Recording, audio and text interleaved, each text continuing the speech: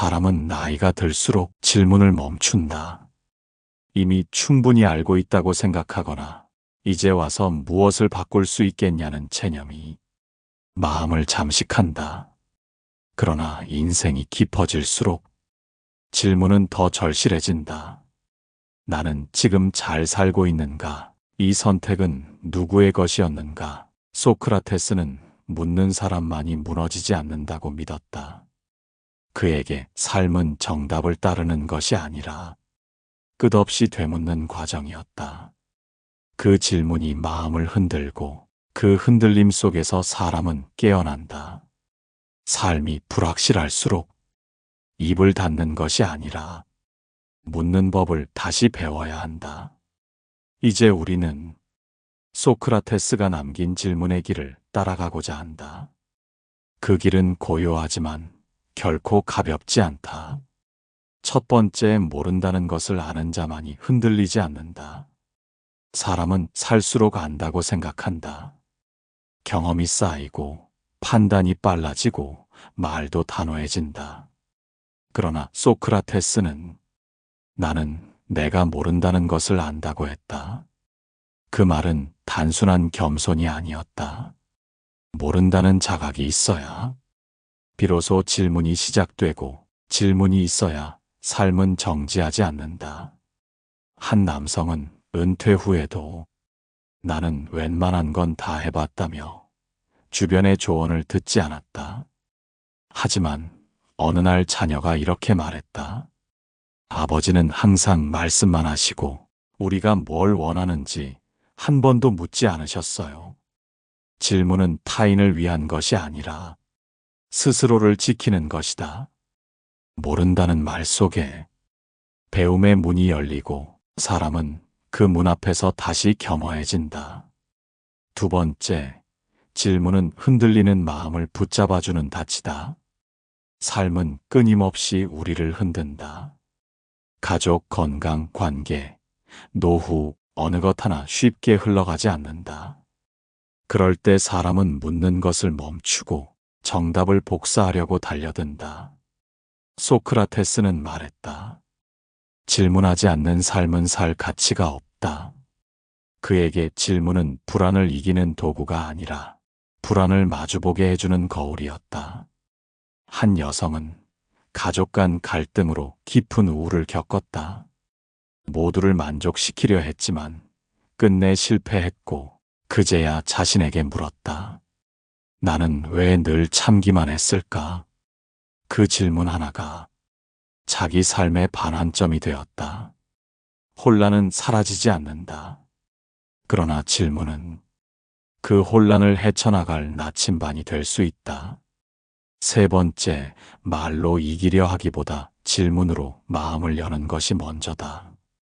사람은 설득하고 싶을 때 말을 많이 한다. 그러나 말이 많아질수록 상대의 마음은 닫히고 서로는 더 멀어진다. 소크라테스는 설명하지 않았다. 대신 조용히 묻고 상대가 스스로 답하게 했다. 그 물음은 가르침이 아니라 생각의 문을 여는 열쇠였다. 한 중년 남성이 있었다. 아들과의 대화는 늘 충돌이었다. 혼을 내도 바뀌지 않았고 이해하려 해도 엇갈리기만 했다. 어느 날 그는 처음으로 물었다. 아들은 요즘 뭐가 가장 힘드니? 아들이 대답하진 않았지만 그날 이후 둘의 말투는 조금 달라졌다. 질문은 때로 대답보다 강하다. 말로 누르기보다 마음을 여는 한마디가 더 깊은 연결을 만들 수 있다. 네 번째, 진실을 찾기 위해선 권위보다 양심에 귀 기울여야 한다. 많은 사람들은 권위 있는 말에 쉽게 고개를 끄덕인다. 지위와 나이 그리고 다수의 의견이라는 외피 속에 진실은 종종 묻혀버린다. 하지만 소크라테스는 누구의 말이든 왜 그런가를 되물었다. 그가 중요하게 여긴 건 남의 판단이 아니라 자기 안의 양심이었다. 한 중년 여성은 평생 다들 그렇게 살아라는 말을 기준 삼아 살아왔다. 그러다 어느 날 문득 생각했다. 정말 그게 내가 원하는 삶이었을까? 진실은 밖에 있는 게 아니다. 당신의 내면에서 조용히 되묻는 양심의 소리로부터 시작된다. 다섯 번째, 아는 척하는 순간 배움은 멈춘다. 사람들은 알고 있다는 말을 좋아한다. 모르면 무시당할까 두렵고, 모른다고 하면 뒤처진다고 느낀다. 하지만 소크라테스는 나는 모른다는 고백에서 철학을 시작했다. 그는 무지를 부끄러워하지 않았다. 오히려 그것이 배움의 문을 여는 유일한 길임을 알았다. 모른다고 말하는 사람만이 배움을 받아들일 수 있고 그 마음이 나를 한층 더 깊게 만든다. 여섯 번째, 대답보다 더 깊은 진실은 질문 속에 있다. 사람들은 대답을 원한다. 어떻게 살아야 하나요? 무엇이 옳은가요? 하지만 삶은 딱 떨어지는 정답을 주지 않는다.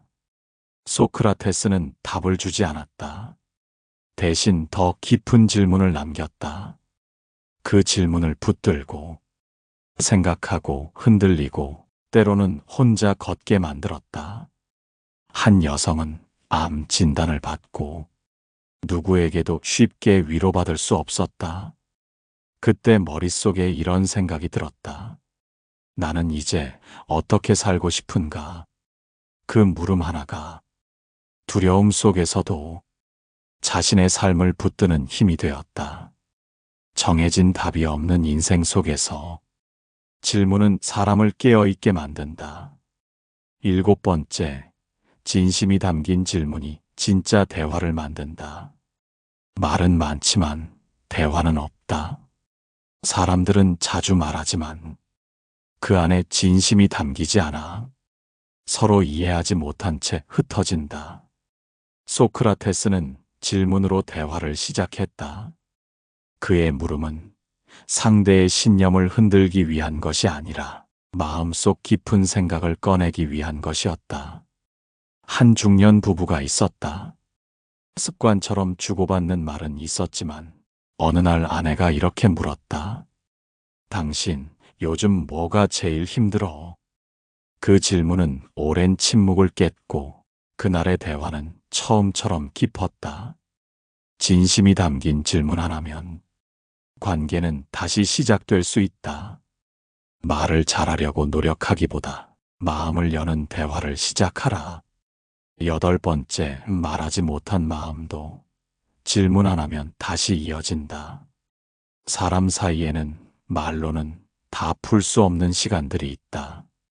오래된 오해, 작은 서운함, 혹은 어색한 침묵.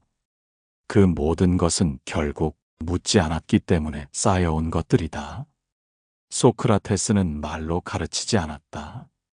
그는 다만 조용히 물었고 그 질문이 멀어진 마음을 다시 움직이게 했다. 한 여성은 동생과 5년 넘게 연락을 끊고 살았다. 그러다 우연히 보낸 한 문장. 그때 나도 많이 미안했어. 잘 지내고 있니? 그 짧은 물음 하나가 다시 대화를 시작하게 했다. 질문은 설명이 아니라 이해로 가는 가장 짧은 길이다. 말하지 못한 마음도 묻는 순간 다시 말할 수 있게 된다. 아홉 번째, 질문은 자기 인생을 다시 되묻게 한다. 어느 순간부터 우리는 원래 그런 거지라며 삶을 받아들이기만 한다. 그러나 소크라테스는 그 모든 당연함 앞에서 질문을 던졌다. 정말 그런가? 나는 왜 그렇게 살아왔는가? 한 남성은 오랫동안 직장 중심으로 살아왔다. 퇴직 후 허무함을 느끼던 어느 날, 이 질문이 떠올랐다고 한다. 나는 지금 나답게 살고 있는가? 그 물음 하나가 남은 삶의 방향을 바꾸었다. 질문은 삶을 흔들지만 그 흔들림 속에서 비로소 자신에게 정직해진다. 10번째, 질문은 두려움을 넘게 한다. 사람은 두려움 앞에서 침묵한다. 틀릴까봐, 미움받을까봐, 혼자 남을까봐 그 침묵은 때로 마음을 더욱 조이게 만든다. 소크라테스는 침묵하지 않았다. 그는 가장 위험한 순간에도 질문을 멈추지 않았다. 그의 물음은 용기였다. 불의 앞에서 고개 숙이지 않는 철학이었다. 묻는다는 건 나를 노출시키는 일이다. 그러나 바로 그 지점에서 두려움은 조금씩 사라지기 시작한다. 11번째, 질문하는 자는 넘어져도 무너지지 않는다. 삶은 때때로 우리를 꺾는다. 실패, 상실, 후회. 하지만 중요한 건 넘어졌느냐가 아니라 그 뒤에 스스로에게 다시 묻느냐는 것이다. 소크라테스는 완벽하지 않았다. 그는 스스로의 무지와 한계를 인정하며 넘어지고도 끝내 꺾이지 않는 태도를 가졌다. 그에게 질문은 자기를 붙드는 끈이었다. 한 남성은 창업 실패 이후 자신을 향한 믿음마저 잃어가고 있었다. 그러다 작은 물음을 던졌다. 지금 다시 시작한다면 이번엔 내 방식대로 해볼 수 있을까? 그 물음이 그를 다시 일으켰다. 질문은 사람을 다시 걷게 만든다. 넘어진 자리에서 질문하는 자만이 다시 나아갈 수 있다. 12번째, 삶의 마지막까지도 질문은 멈추지 않아야 한다. 사람은 늙어가며 말수가 줄고 무언가를 새로 시작하는 일도 드물어진다. 하지만 질문은 나이와 상관없는 생의 자세다. 죽음을 앞두고서도 자기 삶을 되묻는 이만이 끝까지 깨어있는 사람이다. 소크라테스는 재판정에서 자신의 생명을 걸고 질문을 던졌다. 그는 침묵을 강요받았지만 침묵하지 않았다. 삶의 마지막 순간까지 그는 진리에 대해 물었고 죽음 앞에서도 흔들리지 않았다. 한 노신사가 남긴 말이 있다.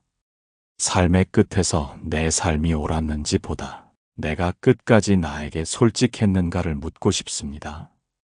질문은 삶을 통과하는 방식이며 그 질문이 멈추지 않는 한 그대는 아직 살아있는 것이다. 질문은 어쩌면 사람이 살아있다는 가장 분명한 증거다. 묻는다는 건 아직 삶에 대해 알고 싶다는 뜻이며 나를 더 깊이 이해하고 싶다는 열망이다. 소크라테스는 평생 질문했다. 그는 가르치지 않았고 정답을 말하지도 않았다. 대신 그는 사람들이 자기 자신에게 묻게 만들었다. 나는 지금 진심으로 살고 있는가? 이 선택은 나의 마음에서 나왔는가? 그 물음은 사람을 잠에서 깨웠고 자기 인생을 자기 손에 다시 쥐게 했다. 지금 우리의 삶도 다르지 않다. 세상의 소음은 커졌고 정답을 말하는 사람들은 넘쳐난다. 그러나 소크라테스는 그 모든 답 앞에서 왜 그렇게 생각하는가 라고 물었다. 내 삶에 질문이 멈추는 순간부터 타인의 삶이 되기 시작한다. 묻지 않으면 순응하게 되고 순응은 곧 자기 자신을 잃는 일이다. 그러니 삶이 어지럽고 마음이 혼란할수록 더 많이 질문하라.